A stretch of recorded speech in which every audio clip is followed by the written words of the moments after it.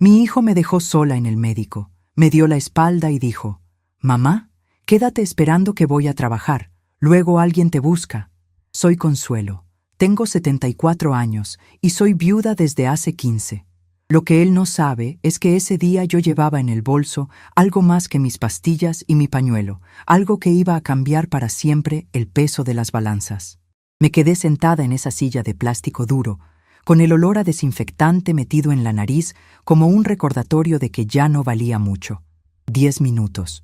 Conté cada uno en el reloj de pared que tenía una mancha de humedad en la esquina inferior. El consultorio estaba lleno de gente que tosía, de madres con niños inquietos y de un viejo que no paraba de mover la pierna como si le estuviera contando un secreto al piso. Yo no me moví, no grité, no llamé a nadie. Solo apreté el asa de mi bolso negro, el mismo que uso desde hace 20 años, el que tiene una costura que yo misma arreglé 3 veces porque no me gusta tirar lo que todavía sirve. Mi hijo Javier ni siquiera volteó a mirarme cuando se fue. Solo levantó la mano como despidiendo a un conocido cualquiera en la calle. «Luego alguien te busca», dijo. «¿Quién? ¿El aire? ¿La enfermera que ni sabía mi nombre completo?» Me dolió más que el motivo por el que estábamos ahí. El doctor me había citado para revisar unas manchas en la piel de los brazos y para ver por qué me cansaba tanto al subir las escaleras de la casa. Nada grave, según él después. Pero en ese momento yo solo pensaba en que mi propio hijo, el que crié con estas manos que ahora tienen venas como ríos secos, me había dejado tirada como se deja un paraguas mojado en la entrada. Y sin embargo, no fue la primera vez. Por eso duele tanto cuando se repite. Desde que mi marido Roberto murió de un infarto fulminante un martes de mercado, cuando Javier tenía apenas 14 años y mi hija mayor ya se había casado y mudado al norte, yo me convertí en la que todo lo resolvía. Lavaba, planchaba, cocinaba para 3 familias del barrio para traer dinero extra. Me levantaba a las 4 de la mañana a preparar los desayunos que vendía en el portón de la casa. Nadie me vio llorar en el patio trasero mientras tendía la ropa. Nadie me escuchó hablarle a la foto de Roberto que guardaba en la cómoda, preguntándole por qué me había dejado sola con tanto por delante. Javier siempre fue el que más me necesitaba, o eso creía yo. Cuando era niño, le cosía los uniformes del colegio porque no alcanzaba para comprar nuevos. Le guardaba el pedazo más grande de carne en el guiso, aunque yo me quedara solo con el caldo y un pedazo de yuca. Le pagué la universidad trabajando doble turno como costurera en una tienda de novias del centro. Pasé noches enteras con los ojos rojos de tanto mirar la aguja bajo la luz pobre de la lámpara, bordando perlas y encajes en vestidos que otras muchachas usarían para prometerse eternas. Yo, que nunca tuve vestido blanco porque Roberto y yo nos casamos en una notaría con ropa de diario, creaba sueños para otras mientras mis manos se llenaban de callos. Él se graduó de contador. Se casó con una muchacha de buena familia que siempre me miró como si yo fuera un adorno viejo en la sala. Tuvieron 2 hijos, mis nietos, que ahora son adolescentes y apenas me llaman en los cumpleaños. Y yo seguí ahí, en la casa que Roberto y yo compramos con tanto esfuerzo, la que tiene el patio con el limonero que plantamos juntos. Seguí cocinando para él cuando se divorció y volvió a vivir conmigo 2 años. Seguí prestándole dinero que nunca me devolvía del todo. «Es temporal, mamá», decía, y yo, con mi carácter áspero que no pide favores, solo asentía y guardaba el recibo mental en alguna parte. Por eso, cuando me dijo que me llevaría al médico ese lunes, casi no lo creí. Llevaba semanas quejándome del cansancio y de unas ronchas que me salían en los antebrazos. Él llegó tarde, con el teléfono pegado a la oreja hablando de una reunión importante. Apenas me saludó con un beso en la frente que más parecía un trámite. En el carro puso música alta, de esa que a mí me suena a ruido, y no me preguntó cómo había dormido ni si había desayunado. Yo miré por la ventana los árboles que pasaban borrosos y pensé en todas las veces que lo llevé yo a él al pediatra cuando tenía fiebre, cargándolo en brazos aunque me doliera la espalda. Llegamos al consultorio y él estacionó en doble fila. «Baja tú, mamá, que yo busco dónde parquear bien». Bajé. Esperé en la puerta. 5 minutos. 10. Cuando por fin entró, ya tenía cara de apurado. Firmó los papeles sin leerlos. me sentó en la sala de espera y entonces soltó la frase que todavía me retumba en los oídos como un eco malo. Mamá, quédate esperando que voy a trabajar, luego alguien te busca. Alguien. Como si yo fuera un perro en la veterinaria. Me quedé mirando su espalda mientras se alejaba. La camisa bien planchada que yo misma le había enseñado a planchar cuando era joven. Los zapatos que brillaban. Y sentí algo romperse por dentro, pero no fue un llanto. Fue más bien como cuando se cae un plato viejo que ya tenía grietas. No hace mucho ruido, solo se parte en pedazos que uno sabe que ya no se pueden pegar del todo. Esperé los 10 minutos que dice el tema. No fueron 10. Fueron 17. Los conté uno por uno. Una señora a mi lado me preguntó si estaba bien. Le dije que sí con la cabeza porque no quería explicar. En mi mente pasaban imágenes de cuando Javier era niño y me abrazaba fuerte después de que le contara un cuento. De cuando me regaló una tarjeta hecha a mano para el Día de la Madre donde escribió «Eres la mejor mamá del mundo». Palabras, solo palabras que se gastan como la tela barata. Entonces me levanté. El bolso pesaba más de lo normal porque adentro llevaba, además de mi billetera y las llaves, el cuaderno pequeño donde anotaba las medidas de los vestidos que cosía antes. Ese cuaderno era mi memoria. Ahí estaban las tallas de novias que ya eran abuelas, los diseños que inventé para que parecieran princesas aunque el presupuesto fuera poco. Lo llevaba siempre como quien lleva un pedazo de sí misma. Toqué el borde del cuaderno a través de la tela del bolso y sentí un calor raro en el pecho. Caminé hasta la salida del consultorio. Nadie me detuvo. La recepcionista ni levantó la vista. Afuera el sol pegaba fuerte y el calor del mediodía hacía que el asfalto oliera a llanta quemada. Saqué el teléfono viejo que Javier me había dado para emergencias y llamé a un taxi. Mi voz no tembló cuando di la dirección. No era la de la casa. Era la del aeropuerto internacional. ¿Por qué el aeropuerto? Ni yo misma lo supe del todo en ese momento. Solo sabía que no podía volver a esa casa donde cada rincón me recordaba que yo era la que siempre esperaba, la que siempre entendía, la que nunca protestaba. Mientras esperaba el taxi, me acordé de Roberto, de cómo antes de morir me dijo una noche en la cama: «Consuelo, tú eres más fuerte de lo que crees. No dejes que los muchachos te apaguen». Yo le contesté que callara, que no se pusiera dramático. Ahora entiendo que él ya veía lo que yo me negaba a ver. El taxi llegó. Era un carro amarillo con el asiento trasero gastado y un chofer que parecía tan viejo como yo. Le dije el destino y él me miró por el espejo retrovisor. «¿Va de viaje, señora?», le contesté con una media sonrisa seca. Algo así. No hablé más durante el trayecto. Miré por la ventana cómo la ciudad se iba quedando atrás. Los edificios, los semáforos, las personas que caminaban apuradas sin saber que yo estaba rompiendo, por fin, el hilo invisible que me tenía atada.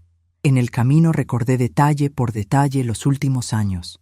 Cómo Javier empezó a llegar tarde, a dejarme notas en la nevera en vez de hablarme. Cómo su nueva novia, una muchacha 20 años menor que él, me miraba con lástima cuando iba a visitarlos. Pobrecita tu mamá, tan sola, como si yo hubiera elegido la soledad. Yo que había criado sola a 2 hijos, que había enterrado a mi marido y seguido adelante, que había cosido cientos de vestidos para que otras mujeres caminaran hacia el altar mientras yo me quedaba en la sombra ajustando dobladillos.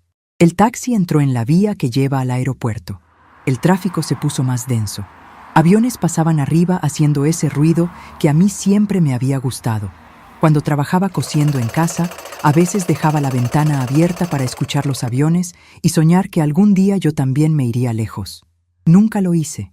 Siempre había una excusa: la escuela de los niños, la enfermedad de Roberto, las deudas, la casa. Ahora, con 74 años y las rodillas que me duelen cuando llueve, estaba yendo al aeropuerto sin boleto, sin maleta grande, solo con mi bolso negro y el cuaderno de medidas. Pensé en mis nietos, en la última vez que los vi, cuando les llevé el arroz con leche que les gustaba de niños, y ellos apenas probaron porque estaban pegados al teléfono. Pensé en mi hija mayor, que vive lejos y llama cada 2 meses con la voz llena de culpa. Todos teníamos excusas. Yo también las tuve durante años. Me repetía que la familia era así, que los hijos crecen y se van, que una madre no debe pedir nada. Pero ese día, sentada en esa silla del consultorio, algo se cansó dentro de mí. No fue rabia. Fue más bien un cansancio viejo que por fin encontró palabras. El taxi se detuvo frente a la puerta de salidas internacionales. Pagué con los billetes que siempre guardaba en un sobre dentro del bolso, por si acaso. El chofer me ayudó a bajar. Le di las gracias con una inclinación de cabeza. Y entonces, antes de entrar al edificio grande y lleno de luces, me detuve un segundo. Toqué otra vez el cuaderno dentro del bolso. Ese cuaderno era más que papel. Era la prueba de que yo había construido algo con estas manos. Que había medido, cortado, cosido y creado belleza mientras mi propia vida se iba quedando en los bordes. Cerré la puerta del taxi detrás de mí. El sonido fue seco, definitivo, como cuando se termina una costura y se corta el hilo con los dientes porque no se encuentra la tijera. No miré hacia atrás. Di los primeros pasos hacia adentro del aeropuerto y el aire acondicionado me golpeó la cara como una bofetada fría que me despertaba del sueño largo en el que había vivido. No sabía todavía qué iba a hacer ahí. No tenía pasaporte en regla, ni dinero para un boleto grande, ni siquiera un plan claro. Solo sabía que ya no iba a quedarme esperando a que alguien me buscara. Por primera vez en mucho tiempo, la que buscaba era yo. Y aunque el pecho me dolía como si me hubieran quitado un peso y puesto otro al mismo tiempo, también sentía que por fin, después de 74 años de dar, de callar, de coser vestidos ajenos, algo dentro de mí empezaba a tejer su propio patrón. El aeropuerto estaba lleno de gente que iba y venía. Anuncios por los altavoces, olor a café y a perfume caro. Yo caminé despacio, con la espalda recta aunque me pesaran los años. Nadie sabía quién era yo. Nadie sabía que esa señora de cabello blanco, recogido en un moño bajo y vestido floreado, había decidido, en 10 minutos de espera, que ya era suficiente. Que el hijo que dejé en el consultorio iba a tener que aprender a buscarme de otra manera. Que las grietas de los platos viejos a veces sirven para dejar pasar la luz. Y mientras avanzaba hacia el mostrador de información, sintiendo el peso del cuaderno en el bolso como un ancla y al mismo tiempo como alas, me permití una sonrisa pequeña, de esas que uno hace cuando sabe que ya no hay vuelta atrás. Porque aunque todavía no entendía del todo lo que estaban haciendo ese día, sí sabía una cosa con toda la claridad de mis 74 años. Ya no iba a ser la que espera. El mostrador de información brillaba bajo las luces blancas del aeropuerto y la muchacha que lo atendía tecleaba en su computadora con esa rapidez que solo tienen los jóvenes que no cargan el peso de 74 años encima. Me planté frente a ella sin apuro, aunque el corazón me golpeaba como si quisiera salirse del pecho.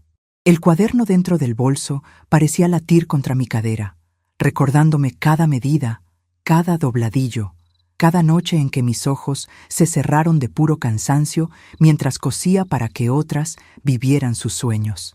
No iba a pedir permiso, no iba a explicar. Solo necesitaba un vuelo que me llevara lejos de esa ciudad que ya olía a traición vieja. «Señora, ¿en qué la puedo ayudar?», preguntó la muchacha con una sonrisa automática. «Quiero un vuelo al norte, hoy mismo, si es posible. No importa el precio, mientras salga pronto».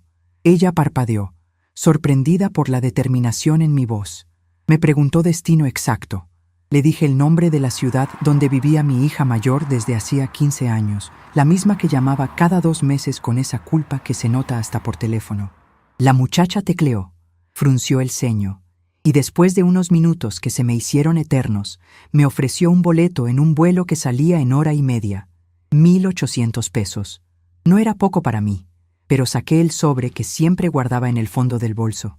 Esos billetes que había apartado durante años de coser vestidos de novia, de arreglar trajes de comunión, de remendar lo que otros tiraban. Pagué en efectivo.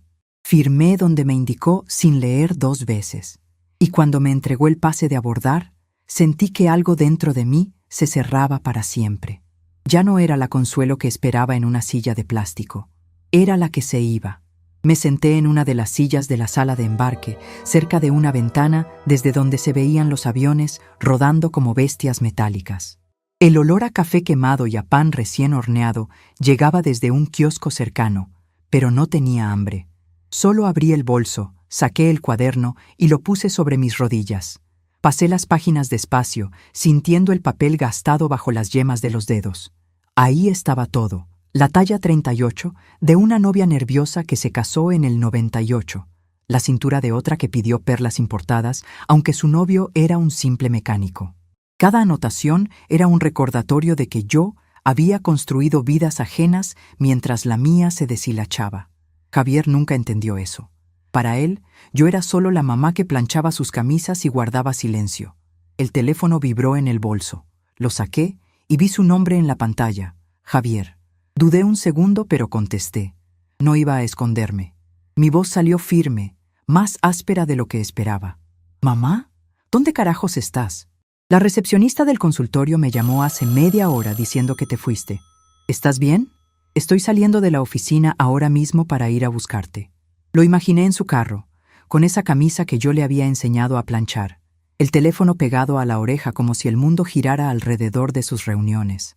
No grité, no lloré, solo respiré hondo y le solté lo que llevaba años guardado. Estoy en el aeropuerto, Javier. Compré un boleto. Me voy al norte, con tu hermana. No me busques porque no voy a estar esperando en la puerta de la casa como un perro olvidado.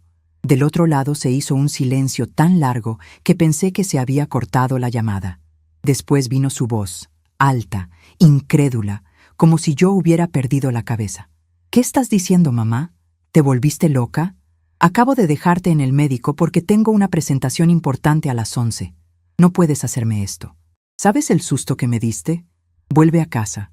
Yo termino temprano y paso por ti. Podemos hablar. Hablamos. Claro que íbamos a hablar, pero no como él quería. Le contesté sin rodeos, mirando cómo un avión despegaba afuera, dejando una estela blanca contra el cielo azul. ¿Hablar? Como hablamos cuando volviste a vivir conmigo después del divorcio y me dejaste las cuentas de la luz sin pagar 3 meses seguidos. ¿O como cuando tus hijos vienen solo a pedirme el arroz con leche que les hacía de niños y ni siquiera me miran a los ojos? No, Javier, ya no voy a hablar mientras tú llegas tarde y me dejas en una silla diciendo, alguien te busca. Ese alguien soy yo ahora. Me busco a mí misma. Él empezó a subir el tono. Me dijo que estaba exagerando, que era una señora mayor y no podía andar sola por el mundo, que la novia nueva le había advertido que yo parecía más rara últimamente. Usó esa palabra, rara, como si fuera un trapo viejo que ya no combina con los muebles nuevos de su vida.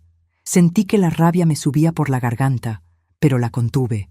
Mi carácter siempre fue así, duro por fuera, pero por dentro todo se cocinaba lento. Le dije exactamente lo que pensaba. Rara es dejarte a tu madre de 74 años en un consultorio como si fuera un paquete. Raro es que nunca hayas preguntado cómo me siento después de que tu padre murió y yo me quedé cosiendo hasta las 2 de la mañana para pagar tu universidad. Tengo dinero ahorrado, Javier, más del que crees, y tengo manos que todavía saben trabajar. No me necesitas para que te lave la ropa ni para que te escuche quejarte de tu jefa. Ahora soy yo la que no te necesita a ti. Colgó. O yo colgué. No estoy segura. El teléfono se quedó en mi mano como un peso muerto. Una señora sentada 2 sillas más allá me miró con curiosidad, pero no le expliqué nada. Solo guardé el cuaderno, cerré el bolso y me quedé mirando el piso brillante del aeropuerto. El anuncio de mi vuelo sonó por los altavoces. Embarque inmediato. Me levanté sin temblar. Pasé por el control, quité los zapatos como me indicaron y caminé por el Finger sintiendo que cada paso era una costura nueva en una tela que había estado rota por años. El avión era pequeño, de esos que hacen ruido y vibran todo el tiempo. Me senté junto a la ventanilla, al lado de un muchacho que llevaba audífonos y ni me miró. Mejor así. No quería conversación. Mientras el avión rodaba por la pista, cerré los ojos y pensé en Roberto, en cómo me había dicho aquella noche, antes del infarto, que yo era más fuerte de lo que parecía. Tenía razón. El despegue me apretó contra el asiento, y por un momento sentí miedo. ¿Qué estaba haciendo? 74 años, un bolso viejo, un cuaderno lleno de medidas ajenas y un boleto pagado con ahorros que Javier ni sospechaba que existían. Pero el miedo duró poco. Fue reemplazado por algo más filoso, más mío, una determinación que me hacía apretar la mandíbula. Durante el vuelo pedí un café. La azafata me lo trajo con una sonrisa amable y me preguntó si iba de visita. Le contesté que iba a quedarme. No supe por qué dije eso hasta que las palabras salieron. Voy a quedarme. La idea se fue formando mientras sorbía el café amargo. No volvería a la casa del limonero. No iba a seguir siendo la mamá de repuesto, la que entiende, la que espera. Mi hija Mercedes iba a sorprenderse, claro. Hacía meses que no nos veíamos en persona, pero ella siempre fue diferente a Javier. Más callada, más parecida a mí en eso de guardarse las cosas hasta que explotan. Cuando aterrizamos, el calor del norte me golpeó como una pared. Era más seco, más polvoriento. Tomé un taxi fuera del aeropuerto pequeño y le di la dirección que todavía recordaba de memoria. La casa blanca con rejas verdes donde Mercedes vivía con su esposo ingeniero y sus 2 niños ya grandes. Durante el trayecto, el chofer intentó conversar sobre el clima, sobre la política, sobre cualquier cosa. Le contesté con monosílabos. Mi mente estaba en otra parte, en el momento en que Javier se enterara de que no estaba bromeando, en cómo iba a reaccionar cuando llegara a la casa y encontrara mis cosas todavía en el armario, pero yo ausente. Mercedes abrió la puerta con un delantal puesto y los ojos muy abiertos. Tenía el cabello más gris que la última vez y arrugas alrededor de la boca que no le conocía. Me abrazó fuerte, sin preguntar nada al principio. Después, cuando estuvimos sentadas en la cocina con un té de hierbas que ella preparó, las palabras salieron. Le conté todo, no con lujo de detalles dramáticos, sino como se cuentan las verdades cuando ya no hay tiempo para adornos. El abandono en el consultorio, los 10 minutos que fueron 17, la decisión en el taxi, el cuaderno en el bolso, la llamada de Javier. Ella escuchaba sin interrumpir, solo moviendo la cabeza de vez en cuando. Al final suspiró y me tomó la mano. Mamá, podías haberme llamado antes. Sabes que aquí hay espacio.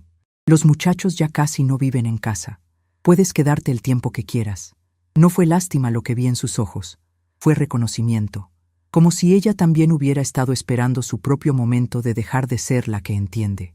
Le dije que no venía de visita, que quería quedarme al menos unas semanas, pensar las cosas con calma. Y entonces le pedí algo que ni yo misma esperaba decir tan pronto, que me ayudara a contactar a una amiga suya que era abogada. No para pleitos grandes, sino para que me explicara cómo podía poner en orden lo que era mío. La casa, los ahorros que había acumulado cociendo en silencio durante décadas. Todo lo que Javier asumía que iba a heredar sin esfuerzo. Mercedes no preguntó detalles, solo asintió y dijo que llamaría a su amiga esa misma tarde. Mientras ella hablaba por teléfono en la otra habitación, yo me quedé en la cocina mirando por la ventana un patio diferente al mío, sin limonero, pero con una bugambilia que trepaba por la pared. Toqué el cuaderno otra vez. Ahí estaba mi verdadera riqueza. No solo las medidas, sino la prueba de que había trabajado, ahorrado, sobrevivido. Javier no sabía que durante los años que cosí para la tienda de novias había abierto una cuenta aparte, pequeña al principio, pero que con los intereses y los trabajos extras había crecido hasta sumar casi $42,000. Dinero que nunca toqué, ni siquiera cuando él me pedía prestado para sus emergencias. Ese dinero estaba a mi nombre, en un banco donde nunca lo llevé. Era mi red de seguridad cosida hilo por hilo. La amiga de Mercedes, una mujer llamada Elena, que parecía tener mi edad pero vestía con traje formal, llegó 1 hora después. Nos sentamos en la sala. No usamos palabras complicadas. Solo hablamos de hechos. Que yo había mantenido la casa sola después de enviudar, que Javier había vivido allí sin contribuir como debía, que yo quería proteger lo que era mío antes de que alguien decidiera por mí. Elena tomó notas en su libreta y me dijo que podíamos empezar los papeles para dejar claro que la casa y la cuenta eran solo míos. No era un pleito todavía, era solo protección. Yo firmé una autorización simple esa misma tarde, en la mesa de la cocina, con el bolígrafo de Mercedes. Cuando terminé de escribir mi nombre, sentí que algo se rompía y se arreglaba al mismo tiempo. Ya estaba hecho, no había vuelta atrás. Esa noche dormí en la habitación de invitados, con una ventana que daba a la calle tranquila. El cuaderno estaba en la mesita de noche. Lo abrí una última vez antes de apagar la luz y miré la primera página, donde había escrito con letra temblorosa el nombre de mi primera novia. Medidas para Rosa, 1987. Que sea feliz aunque yo no lo sea. Sonreí con ironía. Ahora era yo la que buscaba ser feliz, aunque fuera tarde.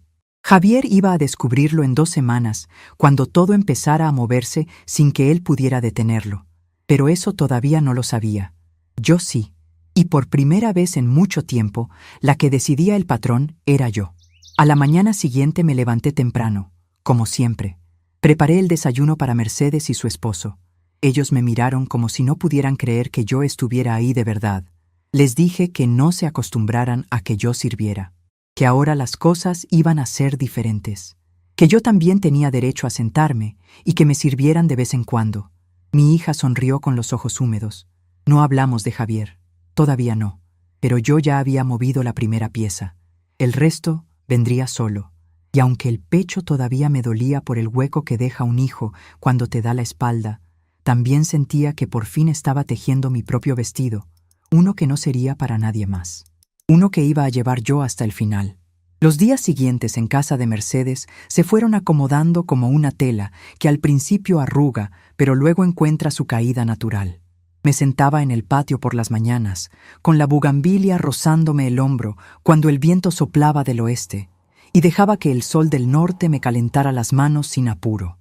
Mercedes me traía el té sin que yo lo pidiera, y su esposo, un hombre callado que siempre olía a café recién molido, asentía desde la puerta antes de irse al trabajo. Nadie me pedía que planchara, que cocinara o que estuviera disponible como un reloj que nunca se atrasa. Al principio eso me inquietaba. Sentía que las manos me picaban por hacer algo útil, por coser un dobladillo imaginario o por anotar una medida que ya nadie necesitaba. Pero poco a poco, ese picor se fue convirtiendo en otra cosa, en espacio, en silencio que no dolía. Una tarde, mientras Mercedes regaba las plantas, saqué el cuaderno y lo abrí sobre la mesa de hierro pintado. Las páginas seguían allí, llenas de números y nombres que ya eran historia. Rosa, 1987. Laura, cintura 68, 1994. La novia que quería perlas, aunque su novio apenas ganaba para el anillo. Pasé los dedos por la tinta descolorida y me di cuenta de que cada anotación era una noche que yo había regalado. Noches en que Javier llegaba de la universidad con cara de cansado y yo le guardaba el plato caliente, aunque mis ojos ardieran de tanto mirar la aguja bajo la lámpara de bajo voltaje. Recordé entonces, con una claridad que me apretó el pecho, la primera vez que abrí esa cuenta secreta. Fue un martes de lluvia, 2 meses después de que Roberto se fuera para siempre. Había cobrado un vestido de quinceañera, uno con encaje que me dejó los dedos hinchados por una semana. En vez de poner todo en la lata de la cocina donde Javier veía el dinero para sus cuadernos, aparté $30 y los llevé al banco pequeño del centro, el que tenía una señora mayor detrás del vidrio que me miró como si entendiera sin preguntar. «Esto es mío», le dije en voz baja a la bugambilia esa tarde, como si la planta pudiera responderme. Mercedes me oyó y se acercó, secándose las manos en el delantal. «¿Hablando sola, mamá? Eso es de vieja, ¿eh?» Sonreí sin ganas. No era sola, era hablando con lo que quedaba de mí. Le conté entonces, con palabras medidas, cómo había acumulado esos $42,000. No fue un golpe de suerte, fue hilo por hilo. Cada arreglo de traje de novio, cada cortina que cosía de noche para las vecinas, cada vez que Javier me pedía «solo un préstamo, mamá, para la gasolina del carro», y yo asentía sin recordarle que ya sumaban 3 meses de luz que pagué sola. El banco nunca supo de dónde venía tanto billete pequeño. Yo les decía que era de vender pasteles, y ellos no preguntaban. Mercedes se sentó frente a mí, con los ojos fijos en el cuaderno. Por primera vez en años vi en su cara el mismo cansancio que yo cargué, el de haber entendido demasiado tarde que las madres también tenemos fecha de caducidad en el rol de salvadoras eternas. Esa noche no dormí bien. El cuarto de invitados tenía un ventilador que zumbaba como un recuerdo lejano, y cada vuelta en la cama me traía una imagen del consultorio, no del abandono de Javier, que ya lo había masticado suficiente, sino de las manchas en mis brazos, esas que el doctor del sur había mirado con lupa y que ahora, en el norte, decidí revisar de verdad. A la mañana siguiente le dije a Mercedes que iría sola al médico local. Ella frunció el ceño, pero no insistió. Tomé un taxi que olía a ambientador de pino barato y me senté en la sala de espera de un consultorio más pequeño, con sillas de madera en vez de plástico duro. Esta vez nadie me dejó esperando con la frase que aún me quemaba. «Quédate esperando que luego alguien te busca».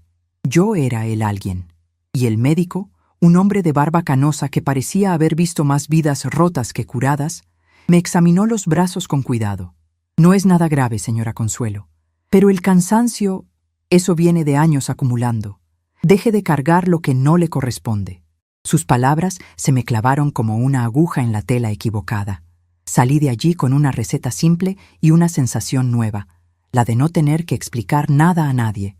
En el taxi de regreso, con el cuaderno en el regazo, vino el primer recuerdo fuerte, como si el cuaderno lo hubiera invocado. Vi a Roberto en la cama del hospital, 2 días antes del infarto final, agarrándome la mano con esa fuerza que ya se le escapaba. Consuelo, no seas tonta. Javier es como yo, egoísta cuando la vida aprieta. No dejes que te use hasta que no quede nada. Tú coses sueños para otras, pero el tuyo, ¿dónde está? Yo le había contestado que se callara, que los hombres enfermos se ponían sentimentales. Ahora, con 74 años y el taxi atravesando calles polvorientas, entendí que él había visto lo que yo tapaba con delantales y comidas calientes. Javier no era malo, era cómodo. Y la comodidad, cuando se le da rienda suelta, se come a la madre como polilla a la seda barata. Los siguientes días fueron de esa tela que se estira. Elena, la amiga abogada de Mercedes, volvió una tarde con papeles que no tenían palabras complicadas, solo hechos. La casa del limonero estaba a mi nombre desde que Roberto la puso así antes de morir, por si acaso, como él decía. La cuenta de los $42,000, casi 43,000 ahora con los intereses, nunca había estado en la lista de herencias que Javier mencionaba en las comidas familiares. Elena me miró por encima de sus gafas y dijo algo que se me quedó grabado. Consuelo, esto no es guerra. Es solo poner las cosas donde siempre debieron estar. Cuando él reciba la notificación, va a entender que la que esperaba ya no existe. No firmé nada nuevo esa vez, solo escuché. Y mientras Elena hablaba, otro recuerdo me golpeó, más pesado que el anterior. Fue la noche que Javier se graduó. Yo había cosido su toga prestada porque la universidad cobraba extra por la propia. Me quedé en la última fila, con las manos llenas de pinchazos, viéndolo subir al escenario. Después, en la casa, me pidió dinero para la fiesta. Todos van, mamá. No me hagas quedar mal. Le di lo que tenía, aunque eso significó remendar un vestido de novia, hasta las 3 de la mañana para recuperar el gasto. Él nunca preguntó si yo había comido ese día. Solo celebró. Ese recuerdo ya no me hizo llorar.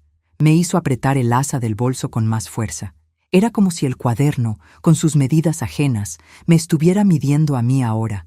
74 años de dar, de callar, de ser la que entiende. Mercedes notó el cambio.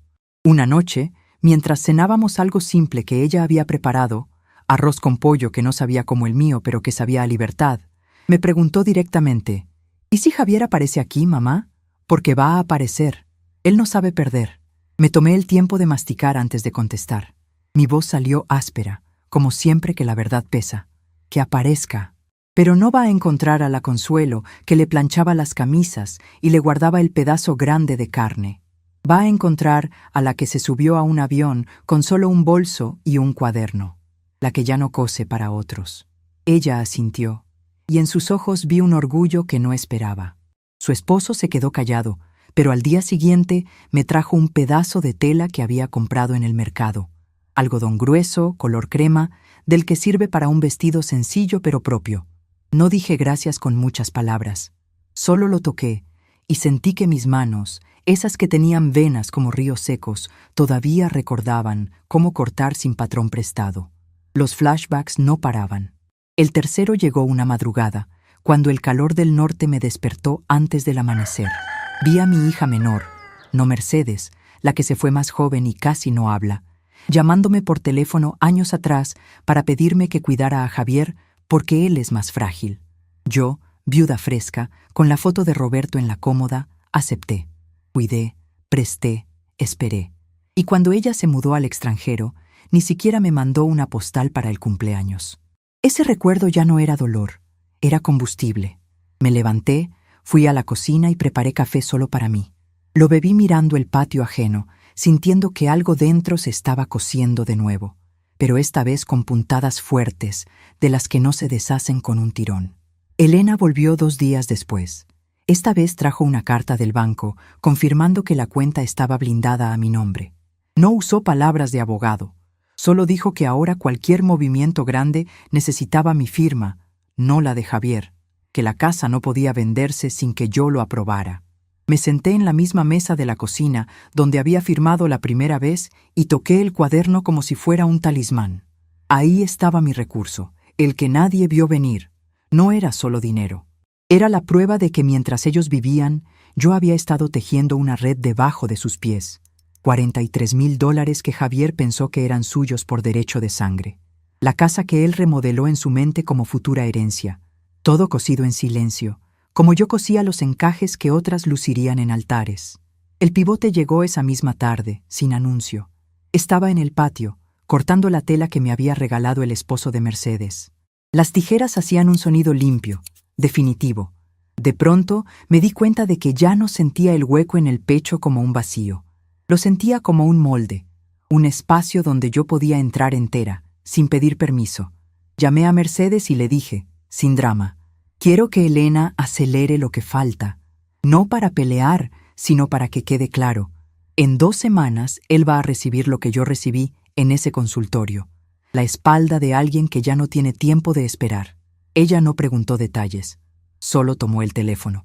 Yo seguí cortando la tela, sintiendo cada tijeretazo como una decisión que ya no tenía vuelta. El cuaderno estaba abierto a mi lado, pero esta vez no anoté medidas viejas. Escribí una sola línea, con letra más firme de lo que esperaba. Para Consuelo, 74 años. Que el vestido le quede exacto, aunque el mundo no lo entienda. El sol se estaba poniendo cuando terminé la primera manga. El aire olía a tierra seca y a bugambilia machacada. Sabía que algo irreversible había pasado en ese patio, en ese corte de tela, en esa línea escrita. Javier aún no lo sabía, pero las balanzas ya se habían movido. Lo que él había empezado en un consultorio con una frase casual, ahora tenía un peso concreto. Uno que yo había cargado 15 años y que ahora devolvía con la misma dignidad callada con la que me levanté de esa silla de plástico. No era venganza, era equilibrio. Y aunque todavía no veía el final del patrón, sí sentía que el hilo ya estaba tenso, listo para el siguiente nudo. El que vendría pronto, cuando las notificaciones llegaran a la puerta que yo ya no cruzaría. El sol se había puesto del todo cuando guardé las tijeras y doblé con cuidado la manga a medio hacer sobre la mesa del patio. El aire del norte seguía seco, pero ahora traía un poco de fresco que me aliviaba las rodillas. Mercedes salió con 2 vasos de agua de limón y se sentó a mi lado sin decir mucho. Nos quedamos allí un rato, oyendo solo el zumbido de los insectos y el rumor lejano de un camión que pasaba por la carretera. No hacía falta hablar. Ella sabía que yo había cortado más que tela esa tarde. Había cortado años de silencios que ya no pensaba remendar. Los días que siguieron fueron de una rutina que no se parecía a nada de lo que había vivido en la casa del limonero. Me levantaba temprano, sí, pero ya no para preparar desayunos para quien no agradecía. Preparaba mi propio café negro y lo tomaba en el patio mientras la bugambilia abría sus flores como si celebrara que yo estuviera allí. Mercedes y su esposo iban y venían con sus vidas, y yo me quedaba con mis manos ocupadas en esa tela crema que poco a poco tomaba forma de vestido. Un vestido sin perlas ni encajes prestados, solo mío. Elena venía cada 3 o 4 días con papeles que firmábamos en la mesa de la cocina. No usábamos palabras grandes. Hablábamos de lo que era justo, de lo que yo había pagado con noches sin dormir y manos hinchadas. La cuenta del banco ya estaba completamente blindada. La casa del sur también. $43,000 que Javier nunca supo que existían porque yo los había apartado como quien aparta hilo bueno para un dobladillo que nadie ve, pero que sostiene todo. Pasaron exactamente 2 semanas desde el día del consultorio. Lo sé porque marqué cada uno en una esquina del cuaderno, al lado de las medidas viejas. Elena había enviado las notificaciones el lunes anterior. Una al banco, otra a la dirección de la casa del limonero, y una carta formal para Javier, donde se explicaba, sin rodeos, que cualquier decisión sobre la propiedad o los ahorros necesitaba mi firma. Nada de pleitos todavía, solo claridad.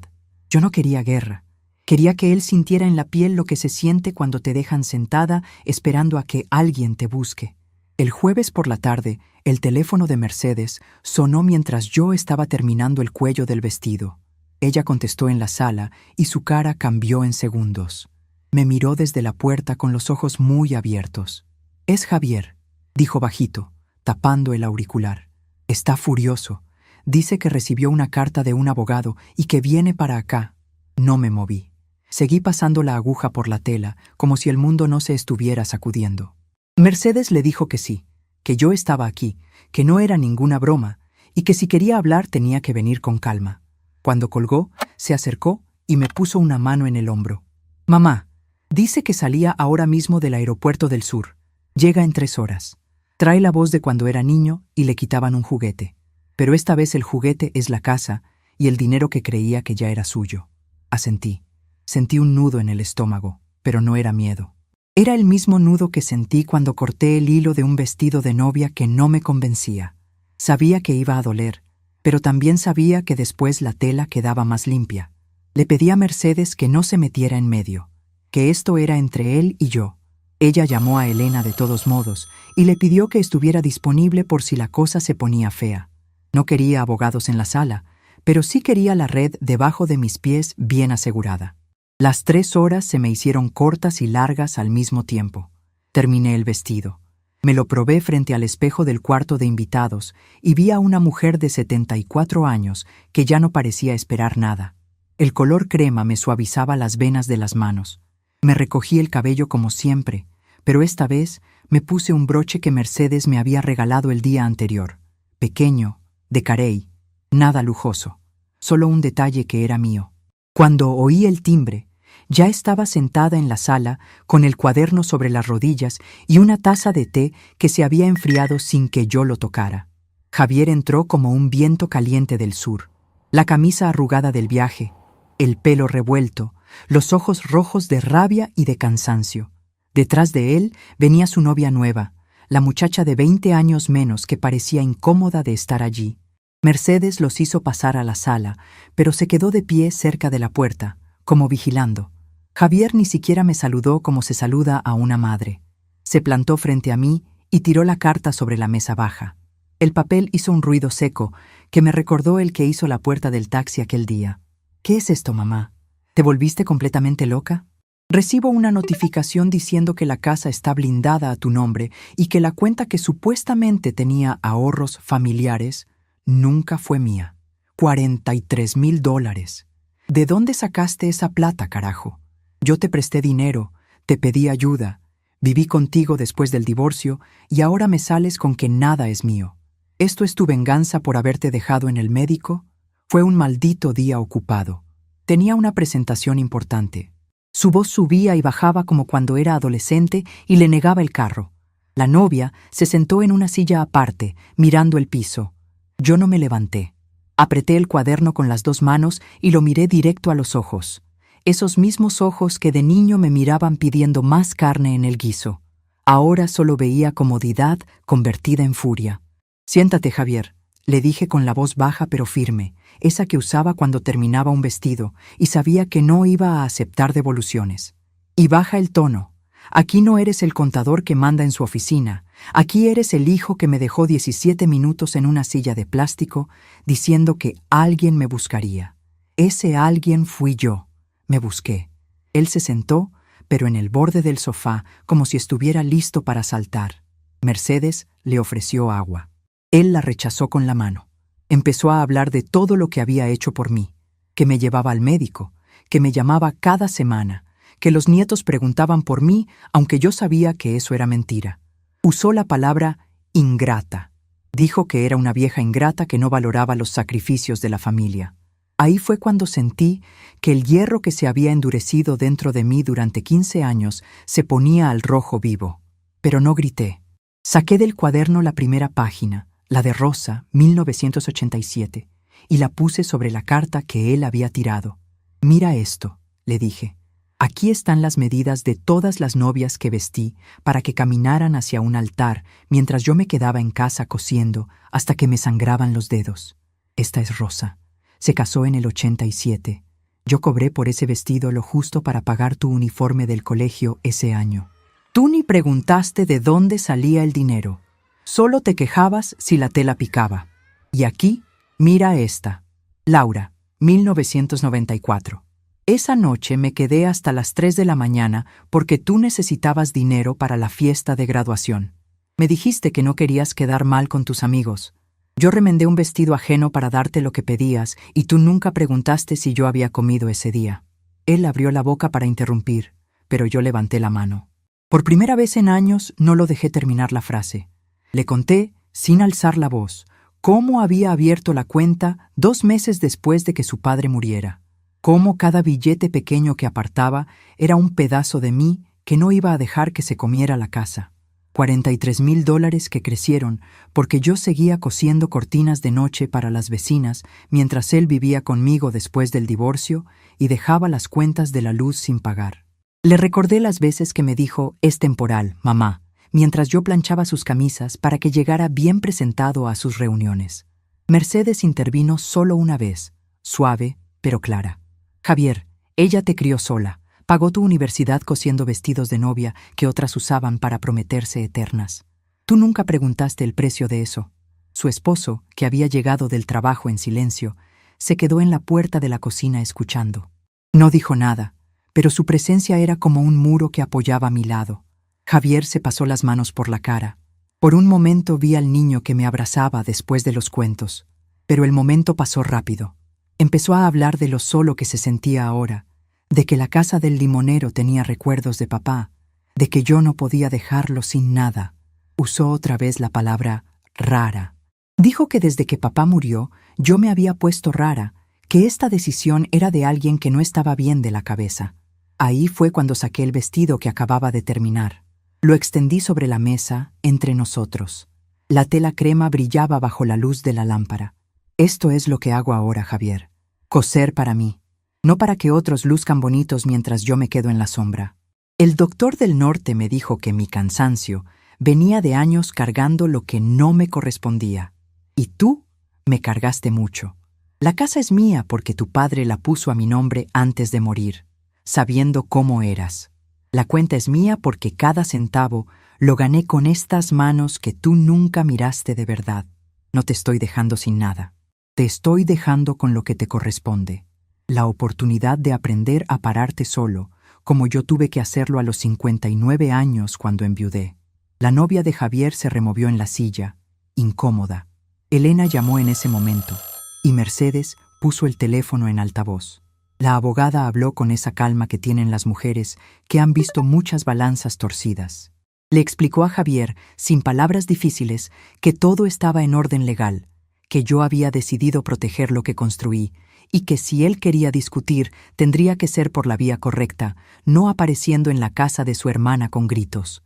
Javier escuchaba con la mandíbula apretada. Cuando Elena colgó, él se quedó mirando el cuaderno como si fuera un enemigo. «No puedo creer que hayas planeado esto durante años», dijo más bajo, casi derrotado. «Mientras yo pensaba que éramos familia, tú estabas contando cada centavo». «No contaba centavos», contesté. «Contaba noches sin dormir. Contaba veces que te guardé el pedazo más grande de carne, aunque yo me quedara con el caldo. Contaba las veces que me dejaste notas en la nevera en vez de sentarte a hablar. El día del consultorio no fue el primero, Javier. Fue el que rompió el plato que ya tenía grietas. Y ahora cada grieta deja pasar luz. Para mí, no para ti». Se hizo un silencio largo. El tipo de silencio que cae cuando alguien se da cuenta de que el piso que pisaba no era tan sólido. Su novia le tocó el brazo y le dijo bajito que quizás debían irse a un hotel y hablar con calma al día siguiente. Javier se levantó. Me miró como si no me reconociera. Y en ese momento sentí que el recurso oculto había hecho su trabajo. No era solo el dinero. Era la prueba, escrita en ese cuaderno con tinta descolorida, de que mientras él vivía cómodo, yo había estado tejiendo una salida que nadie vio venir. «No te voy a perdonar esto, mamá», dijo antes de dirigirse a la puerta. «Me dejaste sin herencia, sin casa, sin nada. Te dejé con la verdad», respondí sin levantarme. «Y la verdad es que nadie te abandonó en un consultorio. Fuiste tú quien me dejó a mí». Ahora sabes cómo se siente cuando el alguien que debería buscarte decide que ya tiene cosas más importantes que hacer. Mercedes los acompañó hasta la puerta.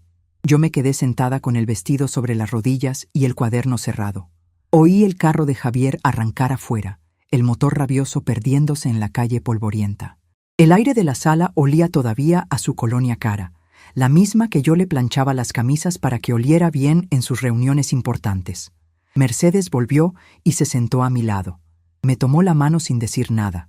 Su esposo trajo 2 vasos de agua fresca y se quedó de pie, respetando el silencio. Sabía que esto no terminaba aquí. Javier no era de los que aceptan un corte limpio. Vendrían más llamadas, quizás más visitas, quizás intentos de hablar con los nietos para ponerme en contra. Pero por primera vez en 74 años, yo no estaba esperando que alguien resolviera por mí. Había cortado el hilo. El vestido me quedaba exacto. Y aunque el pecho todavía me dolía con un hueco que ningún arreglo podía llenar del todo, también sentía que las balanzas, por fin, estaban niveladas. Lo que él había empezado con una espalda vuelta en un consultorio, ahora tenía consecuencias que no podía planchar ni ignorar. El siguiente movimiento era suyo. Pero yo ya no estaría sentada en ninguna silla de plástico esperando a que llegara.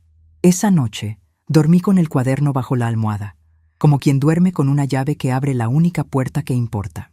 Afuera, el viento del norte movía la bugambilia contra la ventana, haciendo un sonido suave, casi como tijeras cortando tela vieja. Sabía que Javier no dormiría igual, y aunque eso no me daba gusto, tampoco me quitaba el sueño. Por primera vez, el patrón lo estaba cortando yo, y nadie, ni siquiera mi propio hijo, iba a decirme cómo debía quedarme esperando. Los meses se fueron acomodando como la bugambilia que trepaba por la pared del patio norteño, primero con rebeldía y después con una cadencia que ya no necesitaba que yo la empujara. Han pasado 2 años desde aquella tarde en que Javier salió de la sala de Mercedes con la cara deshecha y el orgullo hecho trizas. 2 años en los que no volví a pisar la casa del limonero, ni a planchar camisas ajenas, ni a guardar el pedazo más grande de carne para quien solo devolvía migajas. Ahora vivo en una casita pequeña que compré con parte de esos $43,000 que seguían creciendo en silencio a 3 cuadras de la de Mercedes. No es gran cosa. 2 habitaciones, una cocina que huele siempre a café recién colado y un patio trasero donde planté mi propio limonero, más pequeño que el de antes, pero mío de verdad. Las mañanas las paso cortando tela en la mesa que mandé hacer con madera de pino barato, sin prisa, porque ya nadie me espera con una presentación importante a las 11. Mercedes viene casi todos los días. Ya no trae té como quien atiende a una invitada. Trae su propio delantal y nos sentamos juntas a coser. Ella aprendió rápido, aunque sus puntadas todavía son torpes comparadas con las mías. Hablamos poco de Javier. A veces menciona que le llegó una postal de los nietos, esos mismos que antes apenas probaban mi arroz con leche. Ahora viven con la novia de él en un departamento más chico, en el sur, porque la casa del limonero quedó alquilada a una familia joven que paga religiosamente cada mes. El dinero va directo a una cuenta que Elena me ayudó a abrir, no para venganza, sino para que yo pudiera sentarme en este patio sin tener que contar cada centavo como antes. «Mamá, él pregunta por ti de vez en cuando», me dijo Mercedes la semana pasada mientras enhebraba una aguja bajo la luz de la tarde. Dice que la empresa le redujo el sueldo y que la novia se queja de que ya no salen a comer afuera. No respondí con palabras bonitas. Solo corté un hilo con los dientes, como hacía cuando no encontraba las tijeras, y le dije que el que deja a alguien esperando en una silla de plástico termina aprendiendo a esperar él mismo. La vecina de la esquina, una mujer llamada Rosa, sí, como la primera novia de mi cuaderno, fue quien me trajo el resto de la historia hace unos meses. Llegó con una canasta de mangos maduros y se sentó en el escalón de mi puerta sin pedir permiso. Rosa es de esas que saben todo sin que uno pregunte. Trabajó 30 años en el banco donde yo guardaba mis ahorros en secreto. Me contó, con esa voz baja que usan las que han visto muchas caídas, que Javier había intentado hablar con el gerente del banco meses después de nuestra confrontación. Quería que le explicaran cómo era posible que $43,000, que él siempre consideró de la familia, estuvieran blindados a nombre de una vieja costurera. El gerente, un hombre que me conocía de años atrás porque yo llevaba los billetes en sobres arrugados, solo le mostró el papel donde Roberto, antes de morir, había dejado claro que todo lo que yo cosiera con estas manos sería solo mío. Se fue pálido, me dijo Rosa, mientras pelaba un mango con la navaja de su llavero. Dicen que ahora trabaja hasta los sábados y que ya no llega tarde a las reuniones. Aprendió a buscar taxi para sus cosas, parece. No sentí gusto al oírlo. Sentí algo más seco, como cuando se termina una costura y el nudo queda firme pero invisible. La ironía era tan clara que casi me reí. El que me había dicho, quédate esperando que luego alguien te busca, ahora era el que llamaba a Mercedes cada 15 días preguntando si yo había preguntado por él. Nunca lo hice. Mi día a día es más simple de lo que cualquiera imaginaría. Me levanto antes de que el sol queme el patio. Preparo café solo para mí y lo tomo mirando cómo el limonero nuevo echa sus primeras hojas torcidas. Después abro el cuaderno sobre la mesa. Ya no anoto medidas de novias ajenas. Ahora escribo las mías. Cintura que ya no es la de antes, largo de manga que acomodo a mis brazos flacos, dobladillo que cae justo donde quiero que caiga. El vestido crema que terminé aquel día en casa de Mercedes lo uso los domingos, cuando voy al mercado con Mercedes y su esposo. La gente me saluda como a una señora normal, no como a la mamá que se quedó en el consultorio. Algunos saben la historia porque las noticias en las familias pequeñas viajan más rápido que los aviones. Una señora del puesto de telas me dijo una vez, mientras me vendía algodón grueso: «Doña Consuelo, usted hizo lo que muchas no se atreven. Cortar el patrón viejo duele, pero queda tela para uno mismo». Esa frase se me quedó. La repetí en voz baja mientras pagaba con billetes que ya no escondía en sobres dentro del bolso. Hace 6 meses recibí una llamada que no esperaba. Era la novia de Javier, esa muchacha que se removía incómoda en la silla durante el enfrentamiento. Su voz sonaba más cansada que la mía. Me dijo que Javier había tenido un problema en el trabajo, algo de una auditoría que casi lo deja sin empleo, y que había mencionado mi nombre en una discusión. Dice que si usted no hubiera guardado todo para sí, él no estaría pasando por esto. No la dejé continuar con lamentos. Le contesté lo mismo que le dije a él aquel día, que nadie abandona a su madre en una silla de plástico sin esperar que algún día esa madre se levante y corte el hilo. Le sugerí que aprendiera a coser sus propios vestidos, porque esperar que otros los cosan termina dejando a una con las manos vacías. Colgó después de un silencio largo.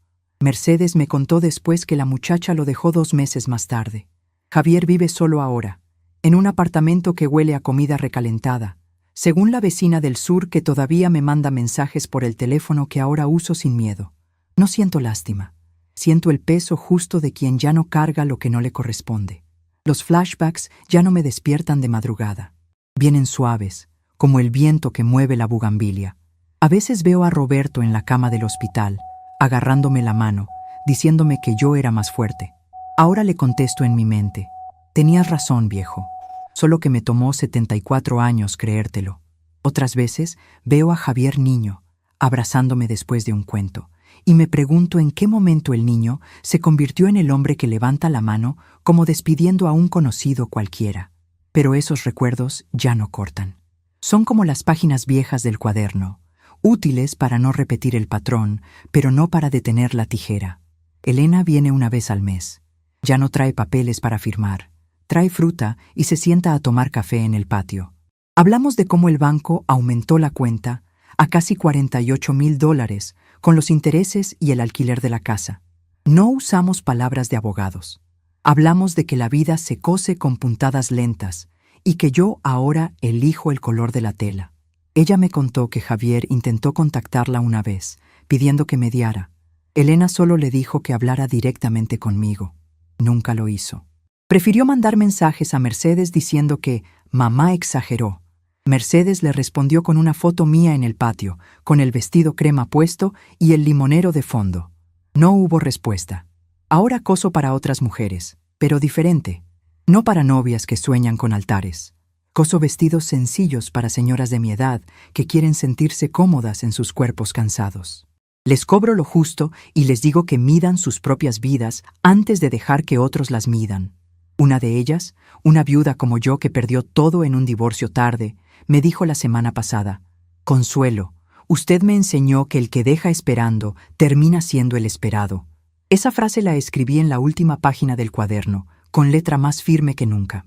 Es una de esas verdades que solo se entienden cuando se han contado 17 minutos en una silla de plástico y se decide que basta. El salto en el tiempo me permitió ver las cosas desde lejos. Ya no soy la que se sube a un taxi rumbo al aeropuerto sin boleto claro. Ahora viajo cuando quiero. El mes pasado fui con Mercedes a la playa del norte, 2 horas en bus, con solo un bolso pequeño y el cuaderno dentro. Nos sentamos en la arena viendo cómo las olas cortaban la orilla como yo corto telas. No hablamos de Javier. Hablamos de cómo vamos a ampliar el patio de mi casita para poner una máquina de coser más grande. Ella quiere aprender a bordar perlas, aunque yo le digo que las perlas son para las que todavía creen en promesas eternas. Nosotras ya sabemos que lo eterno se cose día a día, sin dejar que nadie nos dé la espalda. Anoche, cuando el viento del norte trajo olor a tierra seca y a bugambilia machacada, saqué el vestido crema que ya tiene 2 años de uso y lo extendí sobre la cama. Las puntadas siguen perfectas. Toqué el cuaderno que estaba debajo de la almohada. Como siempre, lo abrí en la primera página, la de Rosa, 1987, y después pasé a la última, donde escribí mi propia medida. Para Consuelo, 76 años ahora. Que el vestido le quede exacto, aunque el mundo no lo entienda. Cerré el cuaderno y lo puse sobre la mesa de la cocina, al lado de las tijeras que brillaban bajo la luz baja. No había nadie esperando, solo yo, el olor del café que todavía no había preparado para el día siguiente y el sonido lejano de un avión que pasaba arriba, recordándome que ya no sueño con irme lejos. Estoy aquí, cortando mi propio patrón. Esta mañana, mientras cortaba la primera pieza de una tela azul que compré ayer, pensé en esa frase que me repito cuando las rodillas me duelen al agacharme. No se trata de dejar de esperar. Se trata de decidir quién merece que uno se quede sentado. La dije en voz alta, aunque no había nadie. La tijera hizo su ruido limpio y la tela se separó sin resistencia. Afuera, el limonero nuevo movía sus hojas como si aprobara. Mercedes llegaría pronto con mangos y su delantal. Prepararíamos café juntas y coseríamos hasta que el sol bajara. Javier, donde quiera que esté, seguiría aprendiendo que las espaldas que se dan tienen su precio. Yo ya no cargo ese precio. Lo corté hace 2 años, en un patio con bugambilia, con un cuaderno lleno de medidas ajenas que por fin midieron lo que yo valía. Y mientras guardaba la tela cortada en una canasta, toqué una vez más el cuaderno. No era un talismán, era la prueba de que las manos que cosieron sueños para otras ahora cosen uno solo, el que llevo puesto cada día sin pedir permiso. Ese es el patrón que nadie me va a cambiar, ni siquiera el hijo que una vez me dejó en una silla de plástico.